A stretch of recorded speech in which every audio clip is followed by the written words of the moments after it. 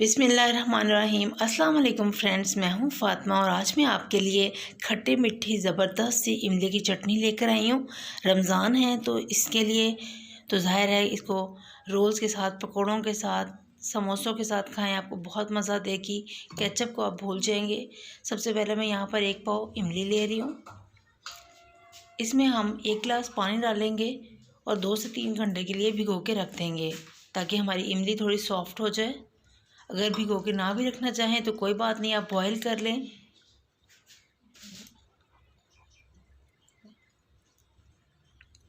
अब इसी पानी में हम अपनी जो इमली है इसको बॉईल करेंगे।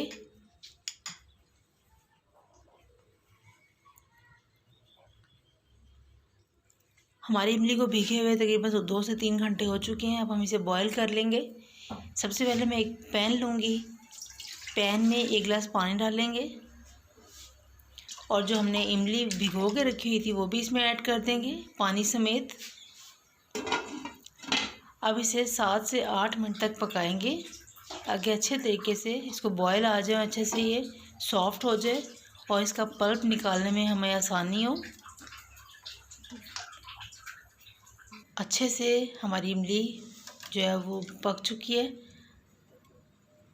इसका पल्प निकालने में हमें आसानी होगी। एक छन्नी लें। आप हाथों की मदद से भी अच्छे तरीके से मसल के इसका पल्प निकाल सकते हैं। हाथों से ज़्यादा आसानी से और अच्छे तरीके से निकल आएगा।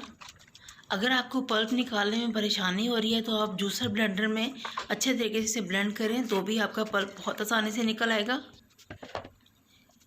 अब जिस कढ़ाई में हमने अपनी इमली को बॉयल किया था उसी में वापस पल्प डालेंगे। जैसे ही इमली के पल्प को बॉयल आएगा तो हम इसमें अपने तमाम इंग्रेडिएंट्स शामिल कर देंगे। मैं यहाँ पर 1 कप शक्कर ले रही हूँ। आप चाहें तो इसकी जगह चीनी भी ले सकते हैं और गुड़ भी ले सकते हैं।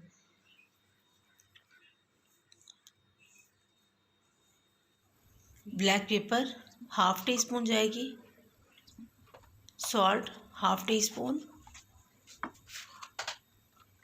टर्मरिक पाउडर मर्ज़ी है आपकी, अगर आप डालना चाहें तो ज़रूर डालें। ये भी ½ टी स्पून जाएगी, ये ऑप्शनल है। ज़ीरा शामिल करेंगे, आप चाहें तो ज़ीरा पाउडर भी शामिल कर सकते हैं, बट मैं साबुत ज़ीरा इस्तेमाल कर रही हूँ यहाँ पे। इमली की चटनी हमारी ऑलमोस्ट डन है। थोड़ा सा और पका लेंगे ताकि इसका थोड़ा सा पानी ड्राई हो जाए और कम से कम भी हमारी 15 से 20 दिन तक चल जाए। जी तो फ्रेंड्स, हमारी इमली की चटनी कैसे झटपट खट्टी मीठी ज़बरदस्त किस्म की बन के रेडी हुई है। ज़रूर ट्राई कीजिएगा। इसे आप अफ्तार में खाएं, सहर में भी खा सकते हैं, पराठों के साथ, समोसों के साथ, नगेट्स के साथ, किसी भी चीज़ के साथ आप खाएं, आपको ज़रूर मज़ा देगी।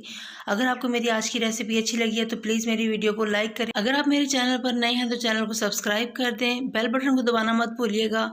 इससे आपको मेरी हर आने वाली वीडियो फ्री में देखने में मिलेगी। फ्रेंड्स में ज़्यादा से ज़्यादा शेयर करें। अगर आपको किचन या इससे रिलेटेड कुछ भी जानना है तो मुझे कमेंट्स बॉक्स में ज़रूर बताइएगा। हम आपको रिप्लाई करेंगे। आप जो भी आप रेसिपीज़ पूछना चाहते हैं वो हम आपको वो सिखाएंगे।